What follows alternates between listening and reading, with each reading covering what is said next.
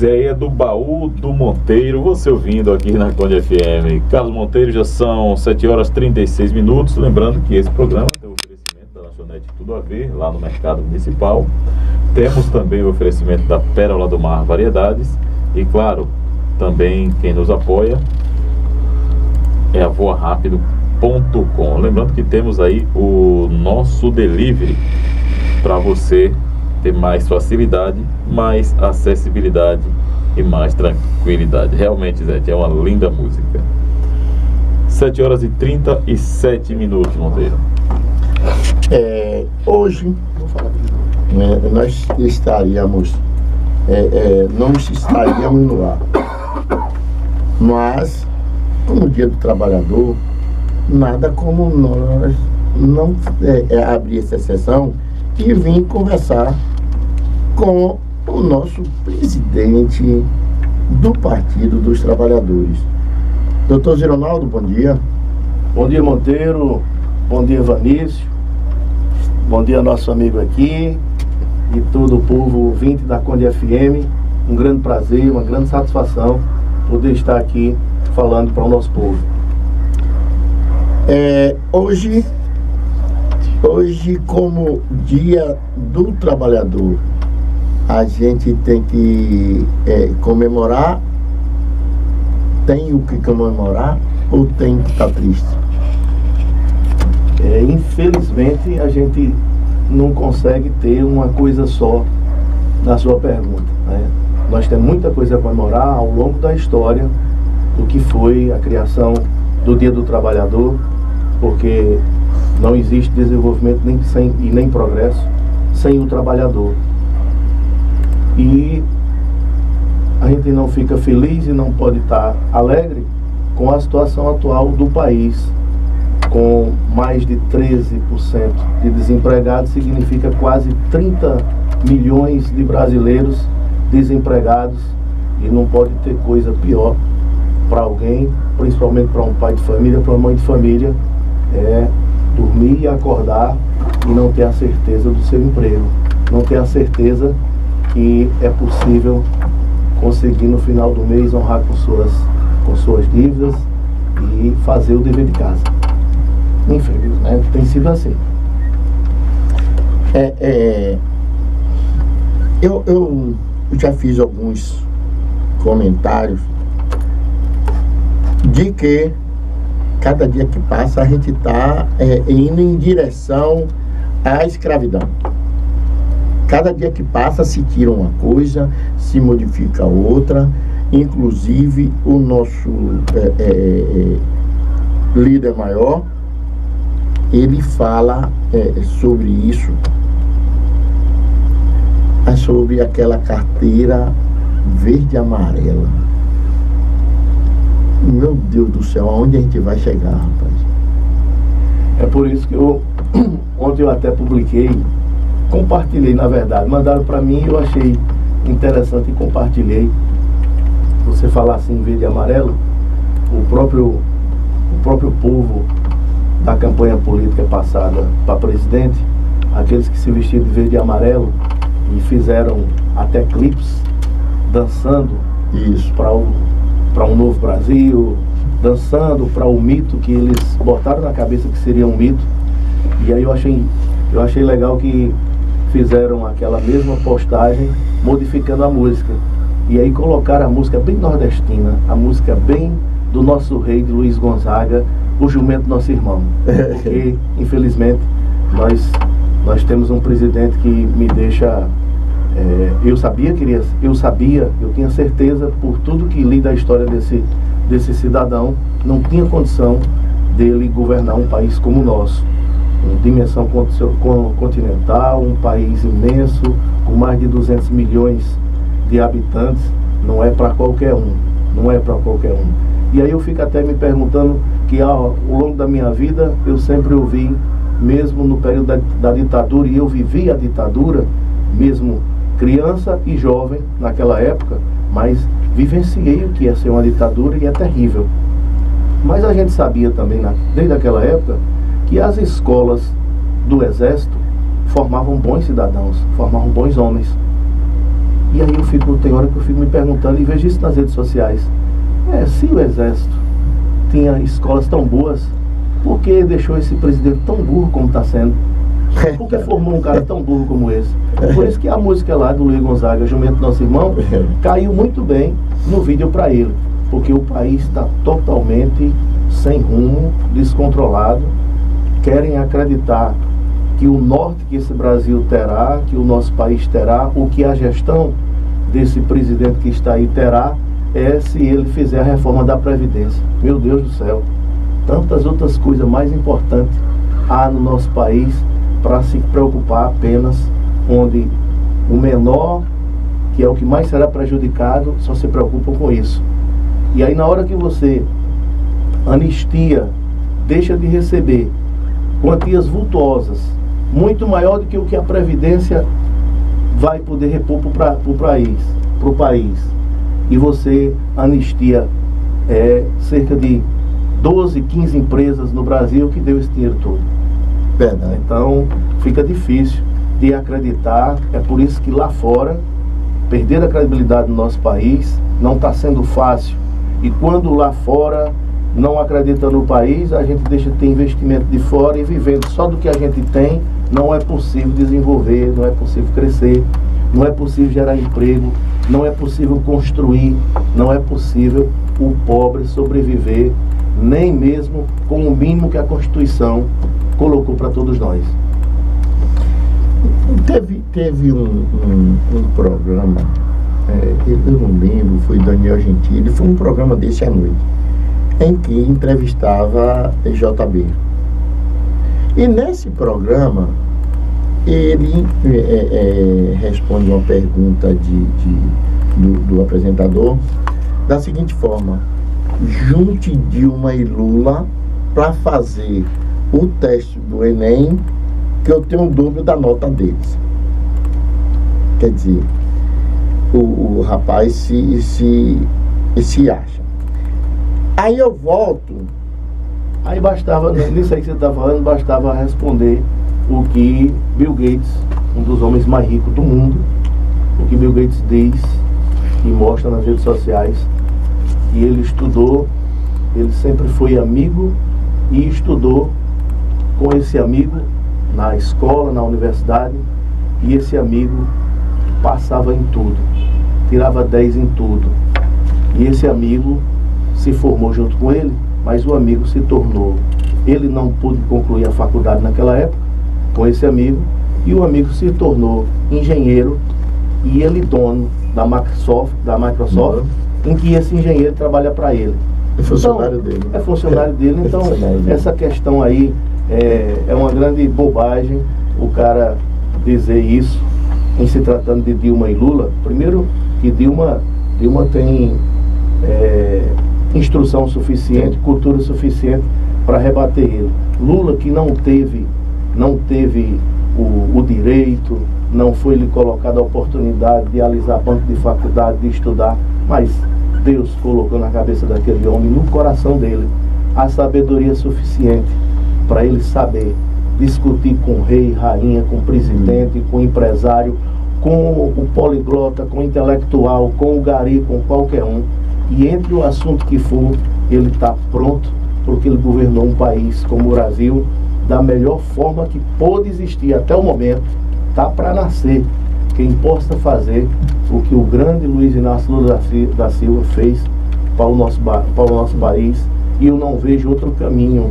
Ele deu exemplo para o país, para que os municípios, os estados seguissem a cartilha dele, que teria dado muito resultado, porque ele mostrou que não adianta, que não vai ter progresso, que não vai ter desenvolvimento enquanto pensar no crescimento dos poucos em detrimento do sofrimento da maioria. Quando a maioria sofre, como é que se diz? A violência aumenta, né? O mendigo passa a ter mais mendigo na rua, e a violência aumentando deixa intranquilidade para todos, e até eles que são ricos os ricaços passam a ter preocupações. Lula fez diferente.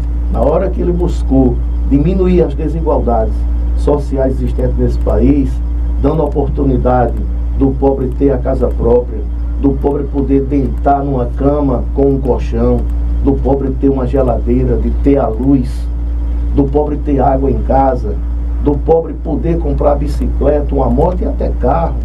Quando ele abriu o crédito para dizer assim, olha, todos somos iguais, mas cada um respeitando a medida da sua desigualdade, porque eu não posso tomar um empréstimo maior do que a minha capacidade de pagamento. Então eu não posso deixar que os bancos só possam emprestar para os ricos. Os bancos terão também que emprestar para o pobre, porque o pobre agora tem um dinheiro garantido do Bolsa Família, da aposentadoria.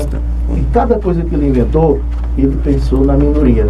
E foi por isso que o país cresceu quanto cresceu, tornou-se respeitado como foi respeitado, e por isso que coloca esse homem para o mundo inteiro como um dos maiores líderes do nosso tempo.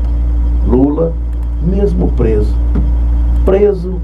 e você viu a entrevista do homem daquele, só quem tem a sabedoria que Deus deu para ele saber ter toda a tranquilidade de falar sem mágoa, de falar sem ódio no coração, sem ódio no coração, dizendo o que pensa do país, dizendo o que ele fez, e dando show de conhecimento. Ele diz uma coisa magnífica, o desafio que ele coloca. Ele coloca um desafio para a grande instituição que a gente sempre conheceu, e eu que sou advogado, sempre houve um respeito muito grande, né, da advocacia para com o instituto, com a instituição do Ministério Público. E hoje passa a ser, como não, totalmente desmoralizada por causa do promotor chamado Delanol. Tudo iniciou com ele, e o Sérgio Moro está aí, comprovado a farsa que foi montada apenas para tirar uma pessoa da disputa presidencial. Foi montada uma farsa que culminou na própria prisão desse, que é o Lula. E o que é engraçado, o Lula lança o desafio, e eu até já disse isso na campanha passada do Fernando Haddad. Eu, em alguns momentos que discursei, eu disse, ora, se aquele que tem toda essa raiva no coração, esse ódio no coração, e acredita realmente que Lula roubou, que Lula é ladrão, que o sítio é dele, que o apartamento é dele, qual é a coisa melhor que poderia existir para esses que afirmam tal coisa? E é o que Lula colocou na entrevista dele. Eu desafio, ele disse assim, eu desafio, me desmoralizem. Bastava desmoralizar Lula de uma vez por toda, se comprovasse, se provasse que o sítio é dele, que o apartamento é dele, de que ele roubou algum dinheiro. Não conseguem. É tudo por delação, porque outro falou, e para outro falar, livrando a cara, é muito fácil. Tá? O instituto que permite que a delação, você possa dizer o que você quer de outra pessoa para te livrar, ou para diminuir a culpa que você tem naquilo que você fez, tornou-se vulgar. Por causa dessas lava-jato, tornou-se vulgar, porque o de Lula foi apenas por pessoas dizer que ele fez isso ou aquilo sem um único papel, sem uma única prova, e aí ele está de trás das grades, e eles não conseguem desmoralizar, porque ele está preso e o mundo inteiro admira ele. Não é só o Brasil, o mundo inteiro. Hoje, Monteiro, dia 1º de maio, o dia que se comemora o Dia do Trabalhador, não é só aqui no Brasil, não. Não é só aqui no Brasil. Porque foi criado desde, acho que 1886, eu acho que foi criado isso. Criou-se o Dia do Trabalhador. Lá nos Estados Unidos, o Brasil só veio criar esse dia em 1925, quando teve a primeira grande greve, depois da Primeira Guerra Mundial. E o Dia do Trabalhador existe hoje, e não existe ninguém mais lembrado no dia de hoje, no mundo inteiro, do que Lula. E em todo lugar que tem manifestação no dia de hoje, cada lugar só fala uma coisa: Lula livre. Lula livre. Veja bem, Giron, tem horas que a gente fica procurando aonde nós erramos. Quem deu antes, com Fernando Henrique, não tinha corrupção. E depois, com o PT, começou a ter corrupções. Foi culpa do PT ou Lula deixou cada uma instituição trabalhar? Que agora, antes, que eu gosto de você, que a gente começa a fazer a pergunta. Ele respondeu umas 3 perguntas minhas. Já respondeu 3 perguntas minhas. O rapaz da COAF, que denunciou aqueles cheques de Carlos Bolsonaro, né? Foi do Queiroz, que continua solto, nem ouvido foi. Foi. Ele, quem começou, quem fez a denúncia, o diretor da COAF, foi mudado. O delegado do Rio começou a investigar a questão da milícia que matou Meirelles, mandou para a Itália fazer um curso. Assim é fácil não ter corrupção, né? Lógico. E com o governo do PT, todas as instituições foram reforçadas, valorizadas e dada autonomia. Foi dada autonomia para toda instituição que cumpriu com seu papel. E aí... Aí onde é que está o erro? Que votou-se contra... O erro maior, que na minha ótica, é quando criou-se essa questão da governabilidade. E para se governar, precisa ter aliado. E aí foi o grande mal do PT. Foi quando criou nessa questão de fazer alianças para poder crescer, porque com o vice de Lula não aconteceu nada.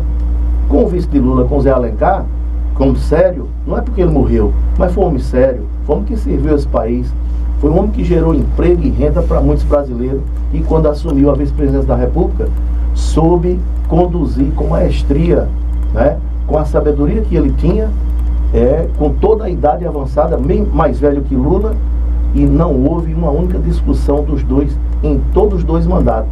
E aí o PT começou a mudar quando colocou Dilma para ser a presidente e a infelicidade de colocar, né, o demônio do Michel Temer como vice. Então o PMDB, desde quando enclarcou, e você sabe que o PMDB, desde quando acabou a ditadura, lá com Tancredo Neves, junto com o Sarney, o PMDB nunca saiu do poder, desde aquela época. Nunca saiu. Nunca largou o osso. E aí começou tudo desandar quando essa junção com o PMDB, o Michel Temer, com tanta falcatrua que já existia desde a época de Sarney, um querendo encobrir a coisa do outro, encontraram que o jeito que tem é tirar o PT de circulação para que a gente continue a fazer a roubalheira. Foi isso que eles pensaram. Só que, desde Lula preparou tanto o Ministério Público como a Polícia Federal, dando toda a autonomia para que eles agissem em qualquer situação, mesmo contra a presidência da República. Tá? Verdade. E hoje eu vejo tudo que a família Bolsonaro faz é tudo ao contrário, é inverso. Vem sempre de encontro, cada um. Eu não sei se você já viu, por algumas faculdades fazerem manifestações, a UNB, a UFF, a própria UFBA. A UFBA, ele cortou 30% do 30%. E diga-se de passagem, a Bahia é um grande referencial, tá, em universidade pública, através da UFBA, para esse Brasil e para o mundo. A UFBA sempre foi. A loucura dele é de querer perseguir o baiano, perseguir a Bahia, por conta da eleição que já passou. Quando a eleição passa, o governante devia pensar: eu agora preciso governar, e eu não sou presidente só de quem votou em mim, eu sou presidente do país, sou presidente de todos. Então ele fica nessa bobagem. Como não pode atingir a Bahia diretamente sozinho, ele está atingindo todas as universidades. Aí começa pela de Brasília, que é a que está no topo, é a que está na melhor pontuação. Hoje é Brasília, em segundo a Bahia. Então é um prejuízo enorme para a classe acadêmica do nosso estado, é um demérito imenso para as universidades, principalmente do nosso Nordeste, dos novos estados que compõem o Nordeste. Isso é desolador o que ele está fazendo, mas eu tenho certeza que a força do povo, tá, a força do povo, a força da classe política que ainda se mantém como oposição, que não acredita e que não deixa, luta a todo custo para não deixar que os desmandos, embora vai acontecer, mas tentam impedir com a população para que isso não aconteça, porque é ruim para todos, é ruim para todo mundo o que está acontecendo com as universidades agora. Eu sempre, só dá tiro no pé. Eu estava dizendo, eu sempre disse aqui, desde o começo do ano, a gente não vai torcer para um avião cair porque a gente não gosta do piloto, se a gente está dentro daquele avião. A gente não vai torcer contra o nosso país, tá entendendo? Porque a gente não gosta do presidente. Mas me diga qual dia que a gente não vê alguma coisa negativa. Você acha que ele termina esse mandato? Monteiro, eu comungo de suas palavras por eu dizer também assim, olha, eu acho que o que aconteceu agora, para eu chegar na sua resposta, o que aconteceu com Lula agora, nesse último julgamento, tá? Saíram do mérito do que era a ação, que era um habeas corpus. O habeas corpus é para liberar a pessoa, tem que se manter preso ou para liberar. Eles tiraram o foco do habeas corpus e foram para a redução da pena. Reduziram a pena para não ter que liberar Lula, mas com essa redução da pena, obrigatoriamente terá que liberar ele até setembro. Mas o que eu digo é assim, eu não acredito em hipótese alguma, desde o começo eu não acreditei nem acredito, porque li o histórico desse cidadão, não tem condição dele operar milagre, porque a cabeça dele não tem conhecimento suficiente, ele não consegue se abrir para aprender novas coisas, ele não vai conseguir governar esse país. Mas eu acho que há um ponto positivo em tudo isso, porque mesmo eu sem acreditar nele, eu quero que dê certo, porque é ruim para todo mundo, inclusive para mim. Se o país não anda, todos nós sofremos. Mas eu acho que isso que aconteceu com o Lula agora, da redução da pena, poderá dar um brilho nesse país. Porque com o Lula solto, na hora que liberar Lula, sabe o que eu acho que vai acontecer? Esse Bolsonaro, eu acho que ele vai acordar com esse vice dele, Mourão, esses que rodeiam ele, cada um batendo cabeça mais que o outro, inclusive o da economia. Cada um batendo cabeça, não sabe o que faz. Mas eu acho que com Lula solto, com oposição forte, se Lula preso, a oposição é do jeito que é, imagina com ele solto. Mas eu acho que vai ter um ponto positivo para ele, Bolsonaro, com tudo isso. É que à medida que a oposição vai estar dizendo que isso e aquilo está errado, fica muito fácil para ele, se ele tiver um pouquinho de inteligência, se ele não for o jumento da música de Luiz Gonzaga, ele vai ter um pouquinho de inteligência e dizer, rapaz, eu vou acordar.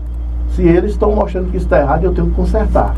Eu tenho que fazer bem feito. Então, para não entregar ao PT, para não entregar de volta a Lula, ele tem a oportunidade de fazer um governo gigantesco.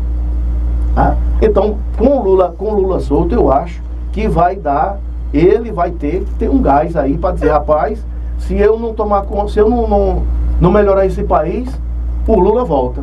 E aí eu acho que vai ser bom para todos nós. Rapaz, eu acho que ele não está interessado nisso não. Perdoa, presidente, sabe por quê? Eles estão afim de não estão atropelando. Agora, eu queria utilizar seus conhecimentos de direito e me tiram as dúvidas. Ó, primeiro, Lula foi condenado a 8 anos. Depois foi para a segunda instância. Ó, Monteiro, deixa eu te dizer uma coisa. Cada um que se torna advogado, a gente passa no mínimo 5 anos dentro de uma academia. 5 anos pode parecer uma eternidade de tempo, mas para tudo que você precisa aprender é nada. Não vale nada.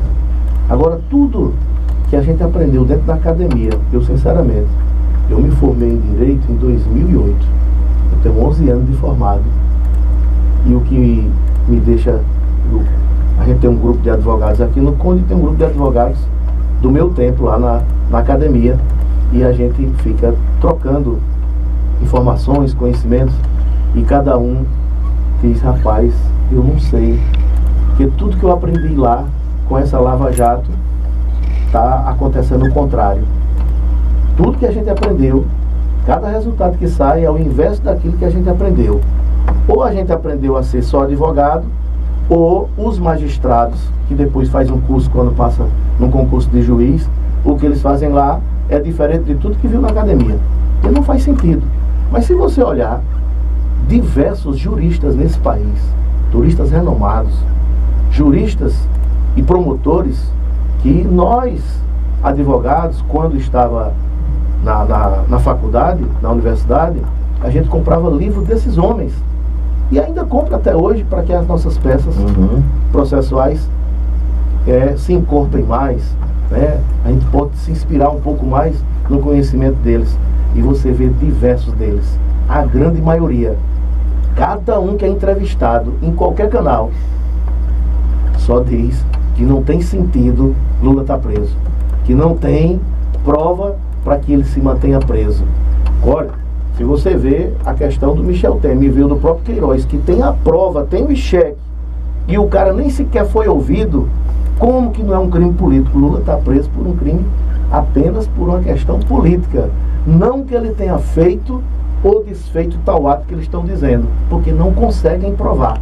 Então, não tem uma lógica do julgamento que é feito, porque, Monteiro, você que é policial, quando a gente vai para um tribunal do júri, para julgar um preso, e lá no tribunal é colocado, digamos que uma pena para ele de 15 anos. E aí você vai e recorre dessa pena, você recorre para um segundo júri. Quando você recorre, é justamente para diminuir aquela pena. Ela não poderá mais, depois desse julgamento, ela não poderá ser aumentada. Ela não poderá ser aumentada. Ela pode permanecer o que é ou diminuir. Então, como é que eles vêm aqui para o de Lula? O primeiro foi 10 anos, aí eles aumentaram para 12, depois baixaram para 8. Eles estão batendo cabeça, eles não sabem o que estão fazendo. Eles não sabem o que estão fazendo. E não chega no STF. Você vê, aqui está, foi segunda instância, mas quem julgou ele agora foi o STJ, não foi o STF. Não foi o STF porque ele não é mais o presidente. Ele não é mais o presidente. Mas ainda nem sequer julgaram o mérito do habeas corpus. Só fizeram diminuir a pena. Então ninguém sabe onde isso vai chegar. Ninguém sabe. O que Lula quer, e ele disse isso bem claro, eu não troco minha liberdade pela minha dignidade. Eu sei que sou inocente. Eu sei que não sou dono do sítio, nem sou dono do apartamento. Eu sei que eu não terei esse dinheiro da Petrobras. Eu não tenho esse dinheiro em conta porque abri minhas contas para tudo que foi de juiz e ministro verificar extrato das minhas contas e da minha mulher Marisa. Se eu não tenho nada disso, por que eu vou trocar minha liberdade, né, para dizer que eu sou culpado, só faz diminuir a pena? Ele não quer. E eu acho que ele está certo.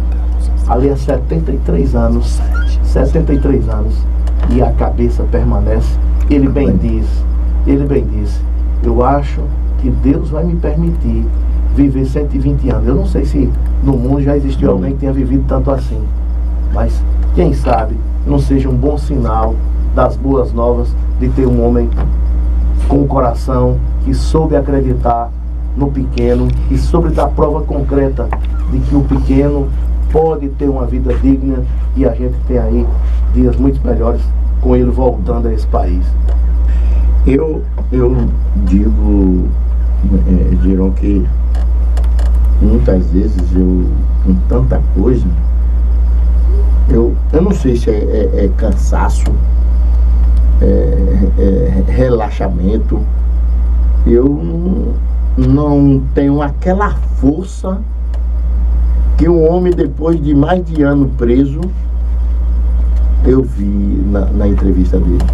Ele, rapaz, aí eu tive alguns antipetistas que dizem que aquilo, nem com um ano o homem perdeu a arrogância. Não, eu não acho aquilo ali arrogância, não. Eu acho uma força, e eu não vejo até agora esse partido, esse governo, como tomar qualquer tipo de atitude em favor do pobre. Aí ele disse quando ele diz: olha, se eu estivesse aqui preso, mas o salário mínimo estivesse melhor, que o desemprego estivesse menor, mas nada disso está acontecendo. Nesses três meses, primeiro trimestre, o desemprego aumentou. Quantos que criticavam a própria Dilma, hoje diz o inverso, né? Estava ouvindo até um próprio artista, não me lembro se foi Maria Bethânia, um dos cantores aí, famosos, dizer que não gostava dela, que sempre que votava no PT, votou em Lula as 2 eleições, mas quando foi Dilma não acreditou nela e não votou nela. E hoje tira o chapéu, porque vê o quanto foram injustos com ela. Eu sempre falei, eu disse, ela era pesada. E isso começou porque a honestidade dela era tanta que ela disse: não, aqueles 3 votos para Cunha entrar em parafuso como entrou. Então, hoje, se a gente for ver, ele disse: senta aqui para ver a questão da Previdência. Guedes, senta aqui que eu lhe ensino. Mas do jeito que está indo, está tirando tanta coisa. Rapaz, como é que ele oferece para um idoso, um deficiente, R$400? Será que essa pessoa tem um mínimo de sensibilidade com relação ao povo? Será que eles estão olhando o povo? Que povo ele está olhando? Absurdo. E com relação aos Estados Unidos, aos países ao redor, do jeito que ele está desmoralizado, a gente vai chegar onde? E essa Venezuela, o que é que nós temos a ver com esse problema da Venezuela? Aí é onde está o grande problema, que pode ser o problema para todos. Que a Venezuela, da forma que está, olha, não está difícil de acontecer uma guerra, e está bem aqui pertinho de nós. Está bem pertinho de nós. Tá? E com o presidente brasileiro incentivando o outro tomar o poder. Ao invés de ir para uma eleição, quer fazer parecido com o Brasil, né? É dar um golpe. Aqui pelo menos não houve eleição e a maioria, infelizmente, preferiu o que está aí. Mas lá nem isso. Lá quer tomar a força. Então, e lá é uma coisa específica. O problema da Venezuela e do resto dos países ricos ficarem de olho lá é por uma única coisa. Não é porque o povo de lá é bonito ou porque eles gostam da Venezuela, não. É só pelo que tem debaixo do solo da Venezuela. Petróleo. Se você for ver, a Rússia já está envolvida. A Rússia já está envolvida. Então, estamos aqui no meio. O nosso pré-sal, os Estados Unidos já com tomou. Esse golpe aí, já tomou conta. Já tomou. E Lula dizia, quando presidente, e o pré-sal foi descoberto no governo dele, Lula declarou alto e bom som naquela época: isso aqui é o passaporte, tá, para o Brasil pertencer ao primeiro mundo. Esse é o passaporte da liberdade do povo brasileiro, da riqueza do povo brasileiro. E simplesmente, ao assumir o país, nós estamos em maio, é 1º de maio, 4 meses se passaram, e no segundo mês já entregaram o pré-sal de graça entre aspas, de graça para o Brasil não recebeu nada, mas alguém recebeu por isso. Essas privatizações, os critérios que eles usam é de uma forma tão... Quer dizer, o que eles têm, o que a empresa tem de lucro em um ano, em um trimestre, é que é vendido. Paga. É armação. Foi assim desde Fernando Henrique. É armação pura. A Vale do Rio Doce foi assim. Foi assim. Eu lembro de Enéas denunciando isso em todo o programa. Tudo que ele participava era denunciado. Sim, meu presidente, o que a gente está fazendo? O que a gente pode fazer? Lá eu sei que tem a nacional, vem de lá para cá. E a gente aqui no nosso, nosso estado, aqui no nosso município, como a gente pode chiar, espernear? Bom, eu enquanto Monteiro, enquanto presidente do diretório do Partido dos Trabalhadores aqui no Conde, que não tem tanto filiado assim, mas eu faço parte também do PT do Litoral Norte, aqui na nossa região, e a gente tem tido reuniões aqui na região e tem tido reuniões lá na estadual. Nós vamos nesse mês de maio, porque é crucial a forma que o governo atual está querendo aprovar os trancos e barrancos essa reforma da Previdência. E todos nós estamos envolvidos para não deixar isso acontecer, porque o PT colocou os melhores economistas, as pessoas de maiores conhecimentos nesse país, para estudar a reforma da Previdência e detalhar em cada encontro desse nosso, que é eles estão mostrando o prejuízo que causa essa reforma, da forma que ela está, o prejuízo que causa para cada um de nós, e muito mais ainda para o menor. Porque o que hoje é pago por aquele benefício pelo BPC, que é aquele cara que ele não tem ainda, ele ainda não pode se aposentar, ele não é inválido, mas ele não consegue mais trabalhar, não tem como dar condição para a família sobreviver se não tiver um benefício do governo. E foi criado desde Lula esse BPC, que é para que a pessoa receba um salário mínimo, pelo menos para ele manter a família, enquanto alguém da família vai poder trabalhar, porque depois é cruzado. Se alguém daquela casa tem CPF e começa a trabalhar e tem renda, o BPC é retirado. Mas enquanto a pessoa não tiver condição, é preciso o governo fazer algo para que essa pessoa não vá para a sarjeta, não vá para debaixo da ponte. Então o que eles querem fazer é começar com o BPC de reduzir para 400 e poucos reais. Quem vai conseguir sobreviver, sustentar uma família com 400 reais? Por Nossa Senhora. Como é que eu contribuo com a Previdência e pago mensalmente um valor que é equivalente a 10 salários mínimos? E quando eu vou me aposentar, eu não posso me aposentar recebendo os 10 salários. Eu paguei pelos 10, mas quando eu me aposentar, só posso me aposentar pelo teto, que é R$ 5.800. Então tá tudo muito doido, tá tudo muito sem sentido, tá? E enquanto isso, nós temos pessoas nesse país que recebem da Previdência Social, do INSS, cifras de 38 mil, de 20 e tantos mil, de 40, de 50. É isso. São coisas que a gente não consegue entender. Nós estamos, pelo menos nesses encontros, estamos mostrando para as pessoas que lá aparecem, para que eles entendam, e nós estamos mostrando os cálculos.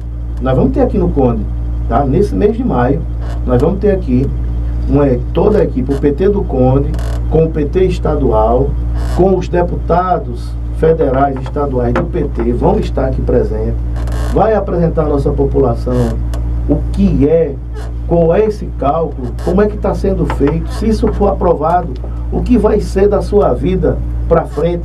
Porque tem muita gente aí que não está nem aí, sabe por quê? Ele diz, não, eu não estou nem perto de me aposentar, eu não estou nem aí para isso. Porque o cara pensa que só adianta ele pensar nisso quando ele estiver lá com 60 e tantos anos. E a reforma do jeito que está, não adianta 60 anos, não adianta 70 anos. Tu vai ter que ter muito mais anos para poder pensar em se aposentar. E aí talvez tu não tenha nem condição de comprar o remédio quando velho estiver. Então, nós estamos fazendo. E isso vai acontecer agora aqui no Conde. Nesse mês eu não tenho ainda a agenda, porque dependo de lá dos deputados e do próprio PT estadual, de quando vai acontecer o nosso seminário aqui. É uma plenária sobre a Previdência, tá? Mas de outras formas, Monteiro, sendo hoje, 1º de maio, Dia do Trabalhador, e a gente vê o país mergulhado numa porcentagem de desempregados de mais de 13%, uma quantidade absurda, nós aqui no Conde também sofremos com isso. Tá? O governo municipal, o Dudu, sofre com isso, eu, secretário, e todos os secretários sofremos com essa questão do desemprego, por a gente não conseguir colocar as pessoas, por a gente ir na casa de um pai de família que tem 8 pessoas na casa e não tem um único trabalhando. Isso é desolador. Mas a gente tem buscado meios, não está sendo fácil. Porque você imagina, se o governo corta 30% da universidade que já existe, a universidade desse jeito aí vai ter que demitir gente. Se tem desempregado, mais desempregado terá. Nós aqui, eu com o Dudu e outros secretários, já estivemos lá em Salvador, no CAB, na própria Secretaria de Indústria e Comércio. Dudu tem lutado, tem tentado ver de que forma nós conseguimos atrair para o Conde mais uma fábrica ou uma indústria, para que possa gerar emprego, que a prefeitura não consegue absorver toda a mão de obra, todo o desempregado que há no Conde. O município não suporta. Ele tem lutado com isso, mas como conseguir, se o próprio governador diz como eu posso direcionar uma indústria, uma fábrica para o Conde, se não estão nem chegando na Bahia, várias que estão aqui do jeito que vai, quer fechar, como que nós vamos atrair outros novos, se o governo está com o capital todo preso da forma que está, se não tem uma política correta para os organismos internacionais, para as multinacionais poder chegar no Brasil e acreditar como acreditavam. Então isso tudo está muito difícil, está muito difícil. Então não é falta de esforço. Eu sei a ausência que Dudu às vezes está aqui do município, está feito um maluco em Salvador, indo em Brasília, tentando a todo custo. Porque não adianta a gente estar correndo atrás apenas de ter o custeio da máquina. A gente precisa, mais do que nunca aqui no Conde, tentar melhorar essa questão do desemprego. E nós estamos conseguindo com uma coisa que vai acontecer, várias coisas irão acontecer agora no governo de Dudu. Acontecerão várias obras, obras pequenas, mas serão várias obras que pelo menos naquele período da obra você vai ter a mão de obra local podendo trabalhar. E nós vamos direcionar para que as pessoas daqui possam ter lá o seu emprego com essas obras que irão acontecer. A Caixa Econômica demora muito a fazer a liberação para que você possa licitar. Mas diversas coisas já começam, já está publicada algumas licitações, e isso faz com que essas empresas, ao virem construir determinadas obras no Conde, vai poder gerar um emprego para alguns, e quando gera um emprego, a pessoa gasta o dinheiro aqui, o comércio se ativa um pouco mais, porque o dinheiro passa a circular melhor no município. O senhor Bolsonaro não é equipe, o senhor Bolsonaro não é equipe, dele. Porque na realidade, viu Giron, eu nunca gostei da questão militares estar no governo. Mas os militares estão na deles. Você não vê os militares soltando muita coisa, não. São os que não são os civis que a gente vê lá falando um bocado de besteira. Inclusive, eu não te juro, nunca tinha lido nada desse rapaz. Eu não sabia nem que esse rapaz existia. E quando chega, eu vejo esse rapaz com tanto poder, tirando ministro da educação, botando outro ministro da educação, aí sai um ruim e entra outro pior, esse tal desse Olavo. Esse Olavo saiu da onde? Eu acho que tá feio. Saiu da onde esse rapaz? Sabe a Deus. E se você ouviu, não sei se você já chegou a ouvir algum vídeo dele, de 3 palavras, 2 são palavrões. E diz que é um escritor. Mas não fica muito difícil do próprio presidente. Dificilmente ele dá 2 palavras ou 10 palavras para que uma não venha um palavrão, não venha uma coisa feia. Não é à toa dos militares não gostar dele, não. Olha, os próprios militares não dizem nada de Bolsonaro porque os próprios militares não acreditam nele. Como que eles vão acreditar numa pessoa que foi expulsa da própria corporação desde aquela época? Ele foi expulso do próprio Como um doido, né? Como um doido. Aí, mas botaram um doido para governar o Brasil. Eu acho que... eu não sei mais quem é que tá doido. E o pior é que a imprensa leva isso, faz essa... Ó, quero falar de Globo não, mas eles não estão retalhando o Nordeste. Bom, é tudo que queriam, né? É tudo que queriam, mas o Nordeste representa muito. O Nordeste representa muito. E só representa muito, Monteiro, porque Luiz Inácio Lula da Silva, quando governou, ele fez com que nós, nordestinos, os nossos ancestrais, era pegar o ônibus, não era avião não naquele tempo, era pegar o ônibus, desde o Pau de Arara até o ônibus, para ir para São Paulo trabalhar. São Paulo desenvolveu, e foi muito às custas da mão de obra barata do nosso povo nordestino. O nosso povo nordestino também cresceu em São Paulo, cresceu, vivas, tá? Mas Lula pôde fazer o seguinte: espere aí, eu não posso deixar que o Nordeste permaneça refém do Sul e Sudeste. Não pode continuar dessa forma. E aí Lula abriu e trouxe para o Nordeste diversas montadoras, diversas indústrias, Olha, foi um aparato. E não foi só para o Pernambuco. Ele trouxe a nossa Bahia. Nossa Bahia recebeu muita coisa. A Bahia, o Maranhão, o Piauí, o Ceará, né? Sergipe transformou-se hoje num estado, é pequenininho o tamanho do estado, mas é de uma... A per capita de Sergipe é maior que a nossa, tem riqueza, tá? Então ele colocou, o povo não precisa mais sair daqui do Nordeste, que vai ter onde trabalhar.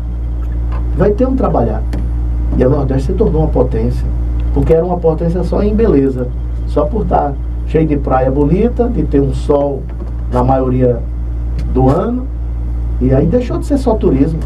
O Nordeste passou a ser, né, passou a ter encontros, né, convenções de trabalho, de empresários.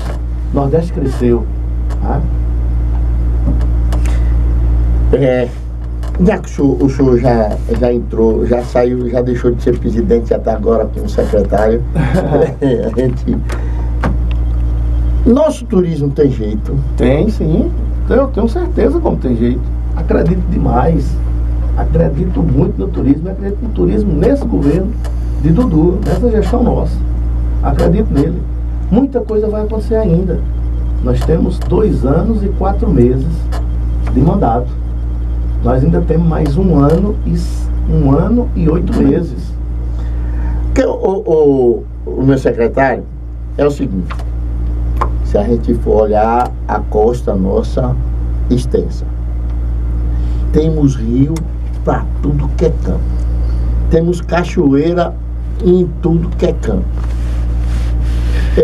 Domingo eu passei, você viu a gente acertando, eu passei um domingo maravilhoso. 4 famílias, nos reunimos no Amado e foi uma maravilha. O Rio do Amado, uma beleza. Imagine aquilo em um Japão. Aquilo ali ia sair para o mundo todo.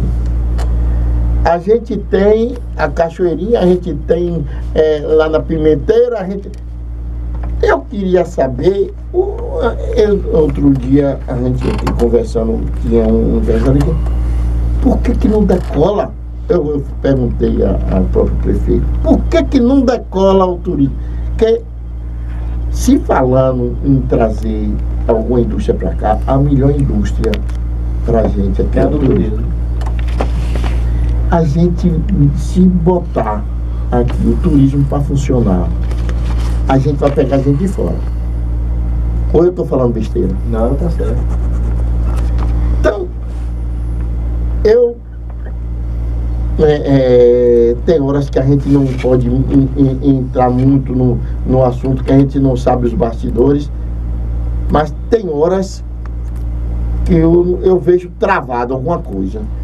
Mas, Monteiro, é o seguinte, você disse certo, a extensão territorial do Conde é imensa e o nosso litoral é de 44 quilômetros de praia.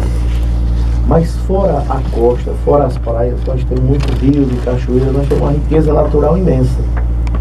Mas nós somos pobres de recursos. A prefeitura não tem o suficiente. Hoje a gente se vale dos convênios, se vale das emendas dos deputados. Na verdade, eu exploro muito, José Lio. eu exploro muito. E Dudu tem também feito isso com os nossos deputados, para que a gente consiga melhorar o nosso turismo. E já começa a ter uma certa visão melhor do próprio governo do estado com relação ao Conde. Eu participei ultimamente da Câmara de Turismo do Litoral Norte e participei de uma reunião na CETUR, na Secretaria de Turismo do Estado.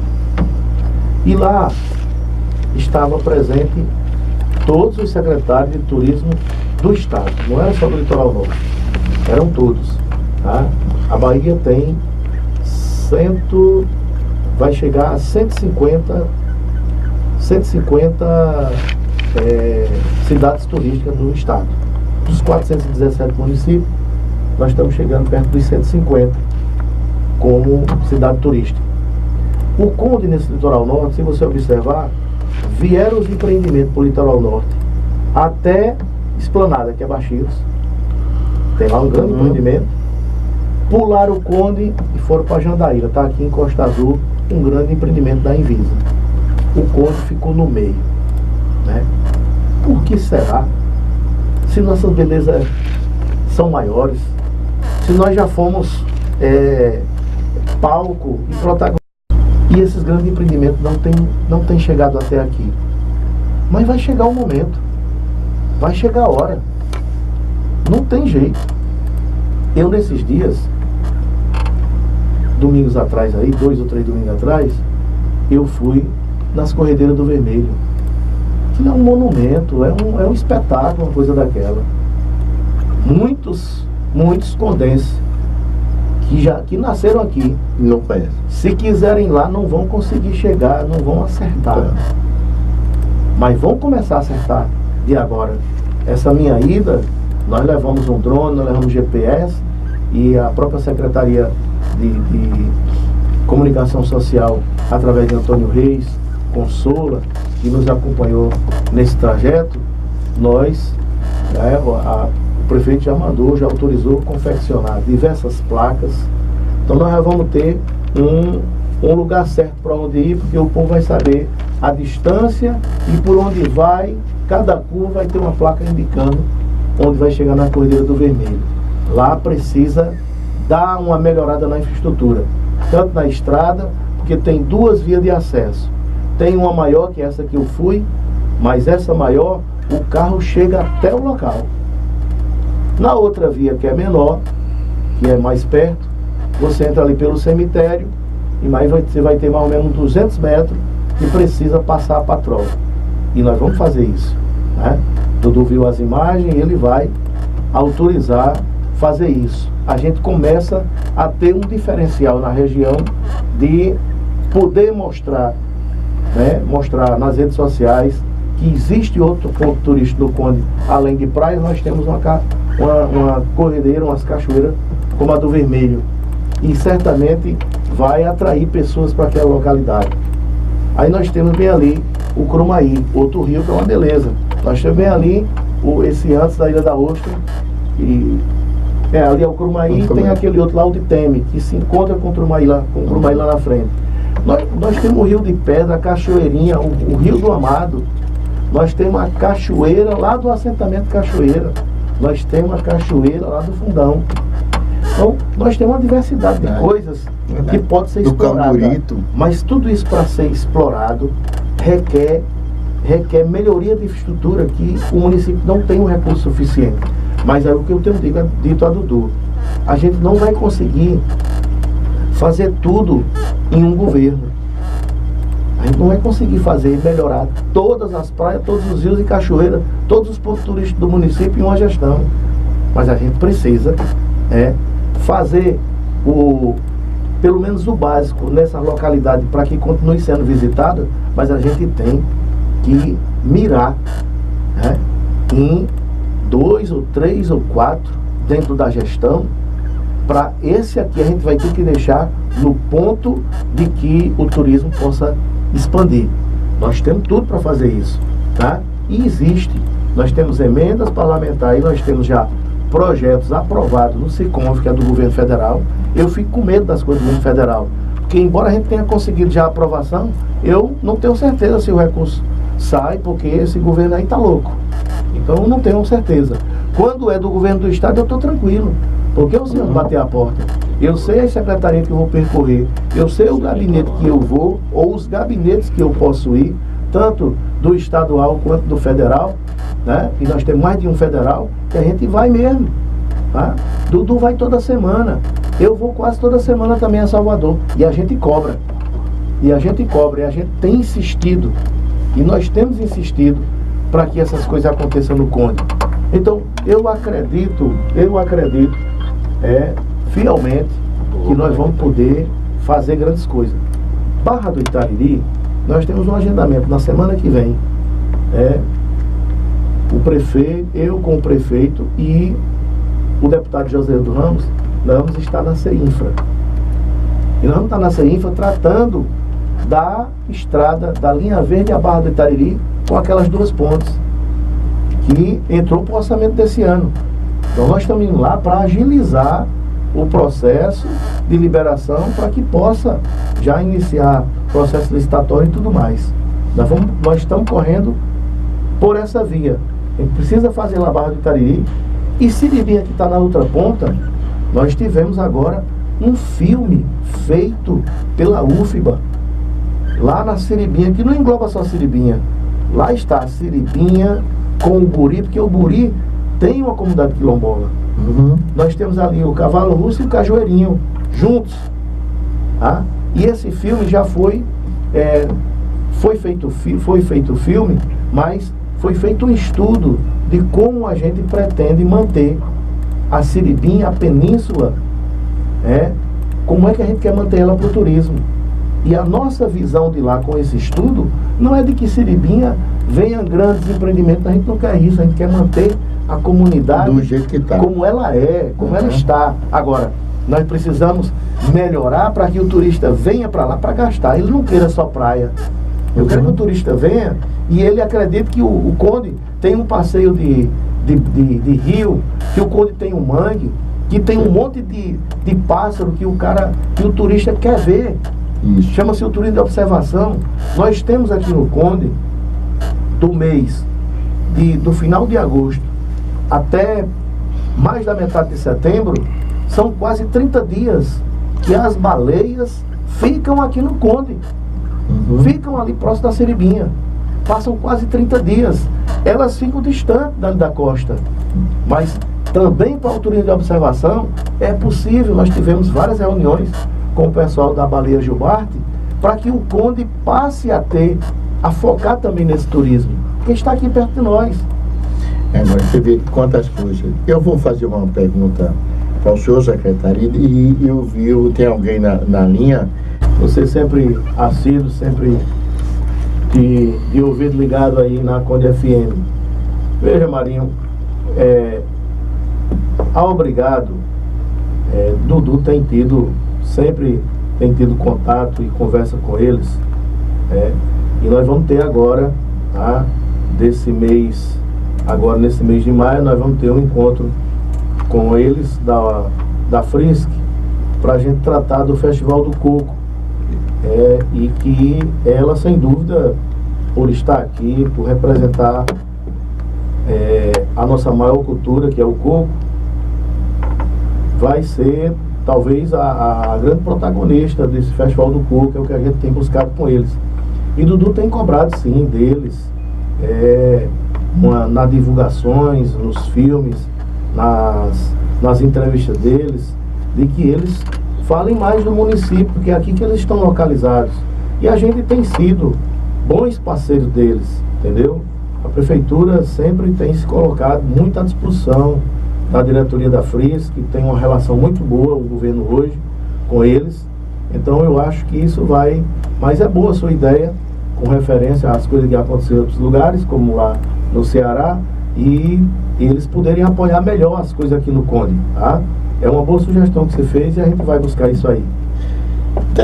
Voltando àquela pergunta... Agora, só para eu não esquecer, com relação, Marinho, ao que você diz, e que eu falei também aqui, sobre os grandes empreendimentos, que foi para Baixeus e pulou e foi para Jandaíra, Esplanada Jandaíra, e deixou o Conde, eu quero deixar claro aqui que isso não aconteceu, não foi agora não. Né? Isso não é uma coisa de agora, não. Tá? Isso já tem anos. Foi desde a gestão passada, tá? Que não sei por que razão, que não travaram uma briga mais acirrada, tá? Com esses empreendedores, com o próprio governo do estado, né? Para que o município do Conde fosse agraciado também com isso. Tá? E a gente falando com relação a empresários, ao turismo, a hoteleiros e tal, também essa ideia de Marinho, tá entendendo, com a Obrigado, até na sua própria embalagem, será que não seria interessante eles terem uma imagem, várias, para eles escolherem daqui do Conde, na embalagem, e estaria divulgando isso, fazer trilhas, ter alguém, inclusive nosso amigo Chico, ele é um cara inteligentíssimo, ele tem ideias que ele disse, só falta dinheiro para aplicar, mas a ideia dele, entendeu? Chico, ele fala em trilhas e você pode fazer vários tipos de trilha, a cavalo, trilhas a pé, trilhas com van, trilhas com vários tipos, saindo visitando os nossos pontos turísticos. Então, se a prefeitura sozinha, a secretaria sozinha, não estaria, não tem condição de fazer tudo sozinho. Eu não falo nem parte financeira, eu estou falando, tem que estar todo mundo puxando a corda para o mesmo lado. Só que aqui, para puxar a corda, todo mundo para o mesmo lado, enquanto você está puxando para um lado, tem 2, 3 puxando ao contrário.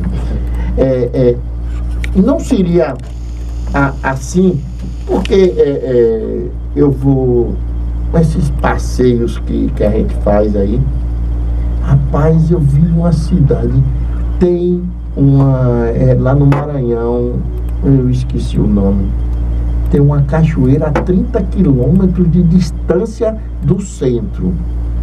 A cidade vive disso. Barreirinha tem o Rio Preguiça, também lá no Maranhão. E um monte de areia que pra gente ir dá um trabalho. A cidade vive disso. E a gente volta pro lado de cá também, vê vários tipos. Quer dizer, a nossa saída para os jovens, a nossa saída da nossa cidade é o turismo, secretário. Ou eu estou errado? Não, eu também acho isso, e eu já preguei isso desde outras campanhas, desde a campanha que eu me tornei candidato, eu sempre propus isso, porque é a minha visão. Eu estou tentando empregar, digamos assim, um pouco do conhecimento e da experiência de poder efetivar. Mas o grande problema, Monteiro, é de não ter os recursos no município, e lá fora alguns recursos para o turismo é necessário preencher alguns requisitos que aqui não tem condição de preencher. O município do Conde tem Secretaria de Turismo há muitas gestões, mas não tinha sequer a secretaria formalizada com os pré-requisitos básicos que o próprio Ministério do Turismo e a Secretaria de Turismo do Estado exigem. O Conde estava, inclusive, sem conselho de turismo. O Conde não tinha lei de turismo. O Conde não tinha diversas coisas. Nós conseguimos, desde o início da gestão de Dudu até agora, nós conseguimos mudar a nossa pontuação, aumentar a nossa pontuação, e com isso, até a categorização turística do Estado, nós saltamos de para C. Eu tive em um debate da Sebrae. Então, é um grande avanço, porque passaram a ter olhos para o Conde. Mas esses olhos nasceram, não foi porque descobriram nossa beleza, não. Foi porque descobriram que a gente tinha os instrumentos documentais, tá? Básicos necessários. A gente preparou a documentação que se precisa para dizer que o município está apto a receber os recursos de investimento para o turismo. Agora a gente vai poder brigar. Agora a gente vai poder lutar para ter essas coisas. Mas o que eu digo a você, de tudo isso que a gente tem, você falou de várias cidades que tem uma coisa bem menor e cresceu turisticamente. Nós temos uma imensidão, nós temos várias. Por isso, por a gente ter várias e não ter recurso suficiente para várias, é o que eu estou dizendo, a gente tem que focalizar. A gente tem que manter o foco numa determinada coisa para fazer bem feito e ter aquilo bem feito, para dizer assim, é isso aqui que nos mostra, é o nosso norte, porque é a partir desse que a gente vai conseguir melhorar os demais. Mas em tudo que a gente precisa fazer, que a gente tem todas essas belezas, tem todos esses lugares para o povo ir, mas nos falta um básico, que é a infraestrutura. Faltou sempre a infraestrutura e faltava a parte de documentos. Documentos agora a gente tem. Conselho formado a gente tem. Participando da Câmara de Turismo do Estado, a gente tem assento na Câmara hoje. A mesa da Câmara é formada por 3 e o Conde tem assento nessa mesa. Mudou a visão da Secretaria de Turismo e do próprio Ministério com relação ao Conde é diferente. Não é o mesmo Conde que viu antigamente. Eles veem esse turismo do Conde, que o Conde, entendo o que eu quero dizer, não é da visão do nosso turismo visto. É que ele agora tem documentos que comprovam que é um município turístico. Não bastava só dizer que era. Nós agora temos os instrumentos. Por isso que agora a gente está buscando melhorar em cada localidade. Barra do Itariri, para você ter uma ideia, ao formalizar, ao conseguir, acredito que a gente vai conseguir, a estrada da linha verde e a Barra do Itariri com aquelas 2 pontes, lá dentro da Barra já foi feito um calçamento na rua principal e já fez a licitação, empresa contratada, e inicia a obra certamente na semana que vem do restante da obra da orla na Barra do Itariri. Eu vou hoje para lá, para a Barra, que vai ser a missa de 7º dia de Rodrigo Rangel, que foi um visionário, foi um cara que acreditou muito na Barra, que gosta do povo da Barra, que foi amigo do nosso governo, foi meu amigo. Então eu escutei muito o Rodrigo, que ele tinha muitas propostas de melhorar a Barra do Itariri. Eu vou hoje lá para essa missa, mas vou me encontrar com outras pessoas que nós vamos discutir a capela de Tieta, a casinha de Tieta, que tinha lá em cima das dunas, quando foi feito o filme com Sônia Braga, né? É a nossa intenção de fazer uma réplica daquilo lá e a gente passar a contar a história do que foi Tieta em Barra do Itariri, da gente contar essa história, não apenas porque teve o filme, mas a gente mostrar que existiu, que a casa está ali, que as pessoas podem visitar, que a gente possa trazer Sônia Braga, embora já com a idade que está, mas ela quer vir de volta na Barra do Itariri, foi conversado isso. Então, nós vamos poder dar uma melhorada agora na Barra, nesse ano. O verão da Barra certamente já vai ser diferenciado, com infraestrutura, com melhoria na praia, tá? Não vai ter ainda um aparato de bares e restaurantes como deveria ser, porque o recurso não veio para isso, veio para essa outra parte de infraestrutura, né, da pavimentação, da estrada e da gente buscar essa melhoria que a gente quer fazer lá. Mas vai existir outras coisas, tá?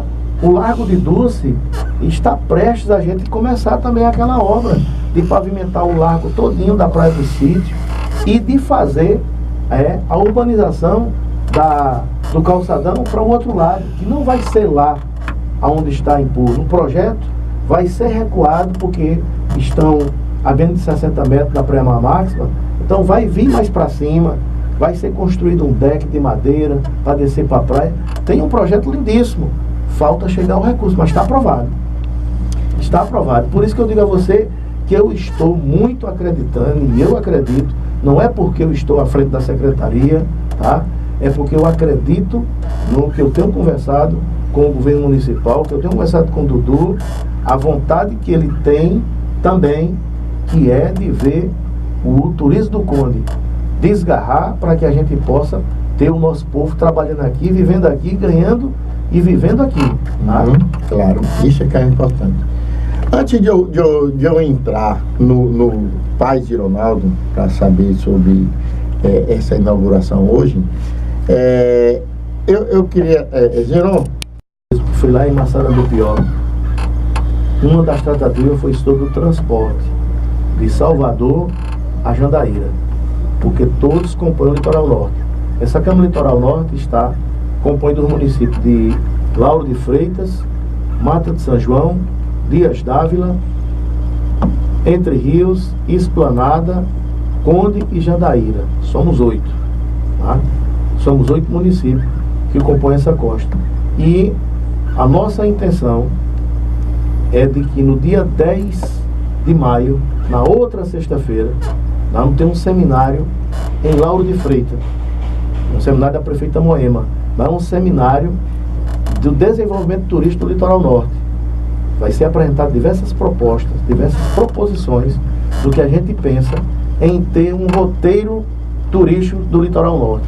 A gente quer, nós estamos buscando, não é só o Conde, é todos esses municípios, que o turista, ao chegar no aeroporto, tire esse foco do turista de não chegar no aeroporto e só ir para a Praia do Forte. Nós vamos mostrar com panfletos, com um roteiro turístico, para ele poder decidir de chegar no aeroporto e ele conhecer Lauro de Freitas, dele ir à Praia do Forte, mas ele vir também em Massarandupió, vir em Baxios, chegar no Conde e ir até Jandaíra. Nós estamos criando isso.